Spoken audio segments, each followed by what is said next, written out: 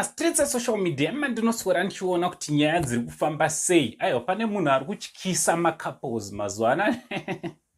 Kana kune munhu ari kutyisa especially vanhu vechidzimai ka, ndiye wandoda kuti ndinge ndinokuratidzai nhasi. Mukanzwa kuti munhu iyeye ari kuuya kumba kwenyu ka, zvoti mawana atanga. Yes, I like the show. I like the show.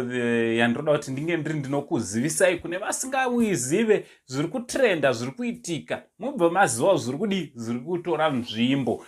So chiterera kana uri munyowani paSeindi TV. Aiwa, mukana uchiripo wekuti ubaye that subscribe button obva tena on your notification bell kuitira kuti pega patinouploada mavideos every time patinokuwinzirai zvinyowani you will be notified. Aiwa, ndichitoti zviri kudi kwese kwamuri vazukuru vasekuru Seindi. The only Zimbabwean angu anditi iwe siyana neni mwana obva bhoika kuti se uri kurebesa iwe 2 minutes video.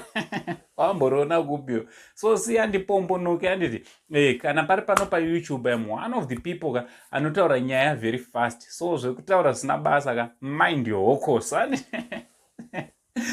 So listen, munhu ari kutyisa ndeuyu. Right, muchinda uyu anonzi Tinashe Mugabe anditi takanzwa Bona achitaura kuti hama yake, so anogona ari hama yani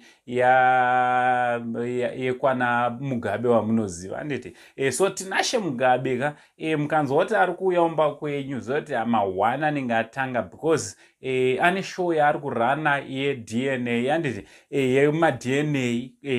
Kana murume usiri kugutsikana kuti aiwa vana vandiri kuchengeta kana mwana wandiri kuchengeta anogona asiri wangu, munongodana muchinda iyeyoyu ndianogadzirisai nyaya dzenyu dzese anditi so chiri kunyanyotyisa nekurwadza vazukuru ndechekuti vana mai vazhinji vari kufoira pamatest emuchinda iyeyoyu anditi because vana vazhinji it seems kuti vana vari mudzimba umo hatisi kuda kuzvitaura because kutotaura kuno kwandiri kutoita ka pane vari kutondiona ka vari kutoziva kuti pane nyaya yevana iri kutonetsa izvezvi nyaya yemadNA.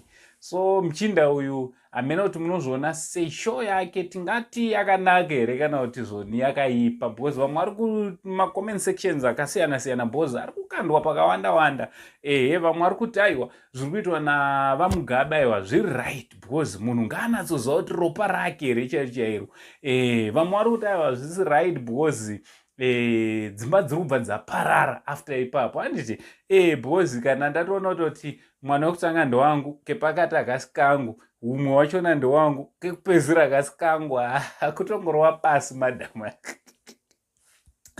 Hapana nyaya anditi so ndo zviri kuitika mastreets esocial media. Ukanzwa murume wako muzukuru akutaura zvekuti ngatidane Mugabe panapa, ngatidane Tinashe, ngatidane muchinda zoti madhira dhakwa. Kana une pampa usina kumbofamba zvakanaka wakambotsveruka azoti mawana atanga. So hamena kuti munozviona sevazukuru especially nenyaya yeDNA. Ende ndichifunga futi kuti zoni dai nyaya yemadNA test yakatanga kare nemadzibaba edu, vamwe dai tisina ana baba.